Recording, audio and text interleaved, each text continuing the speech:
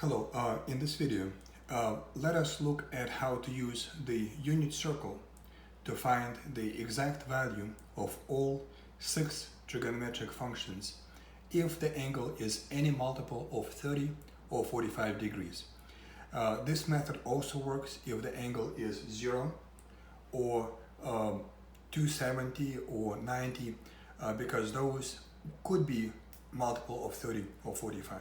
So the method is using unit circle and the rectangular coordinate system. And with those two things, and remembering just 3 numbers, we can accurately guess any value of the 6 trigonometric functions if the angle is multiple of 30 or 45.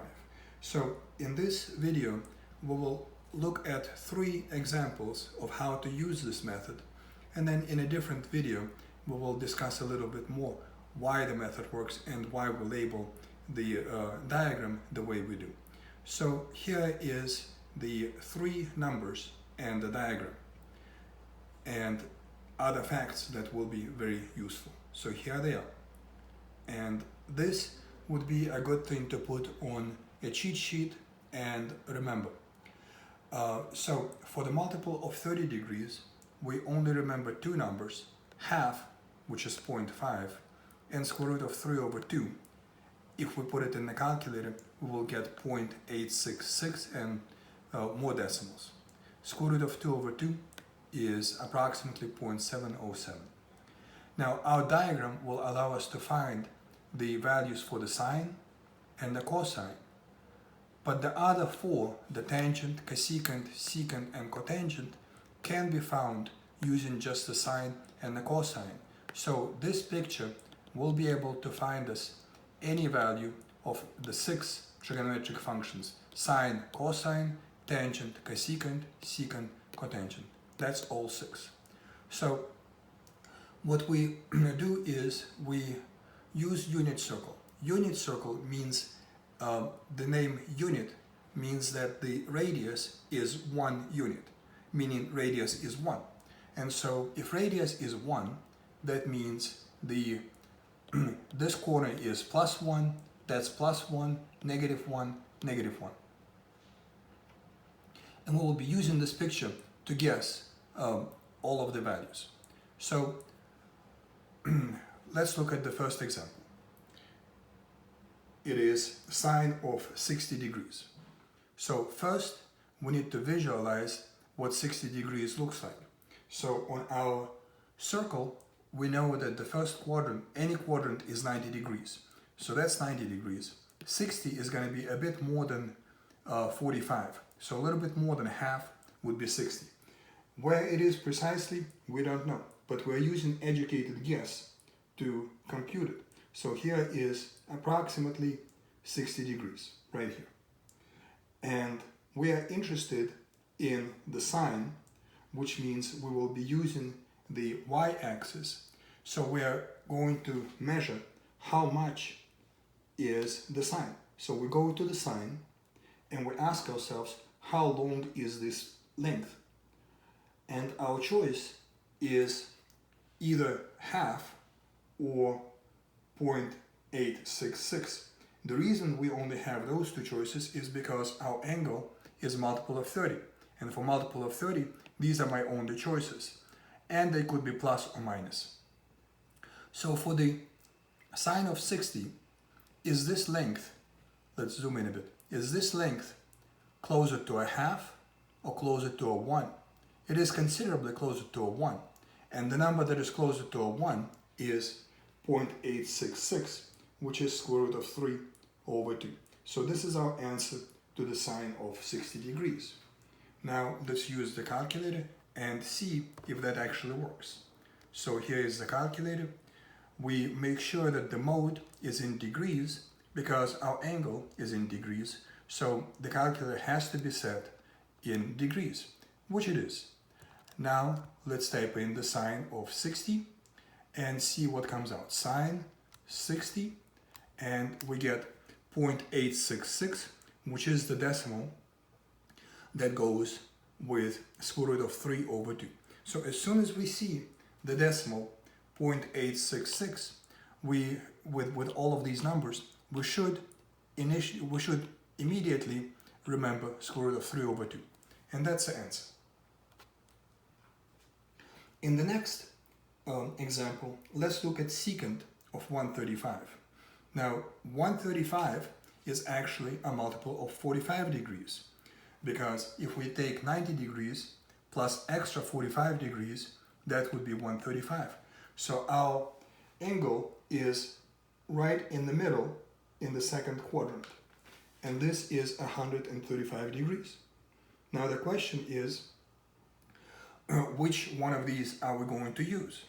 And the secant, if we look at our table, secant is 1 divided by cosine.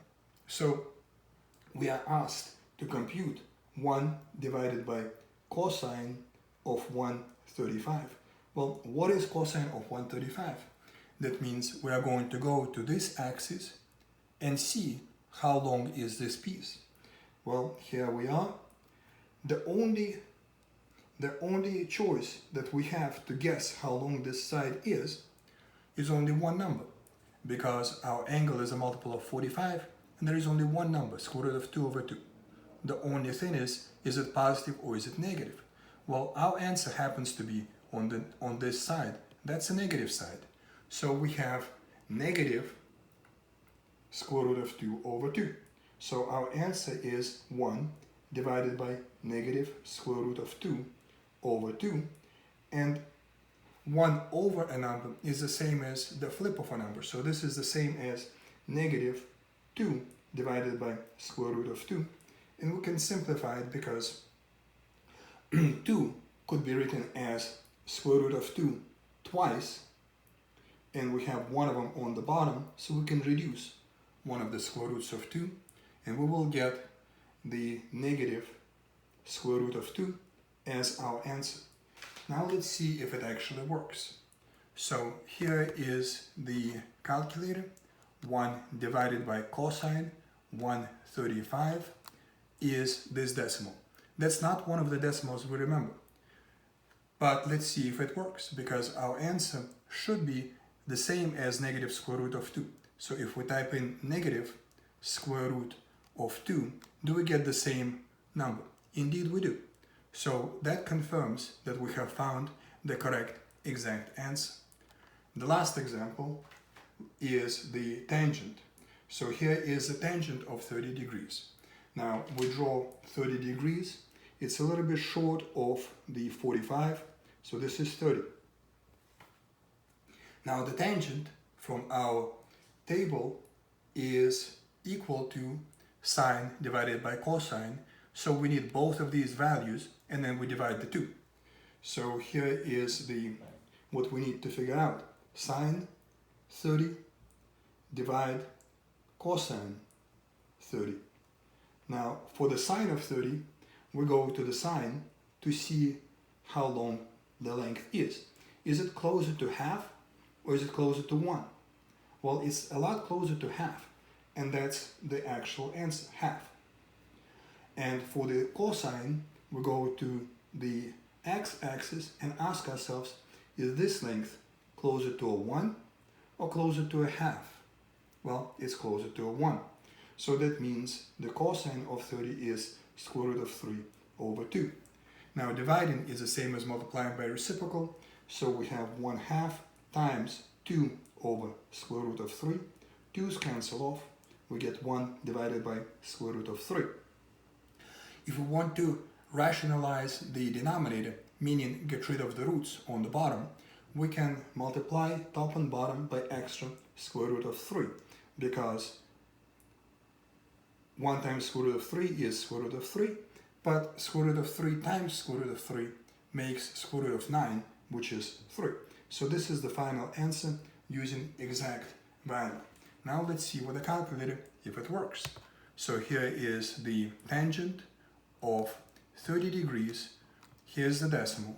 Now let's type in square root of 3 and then divide that by 3, and we get exactly the same decimal. So this is a proof for us that we have found the right answer.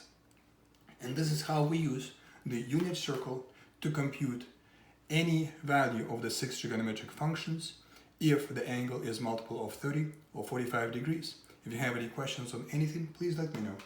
Thanks for your time.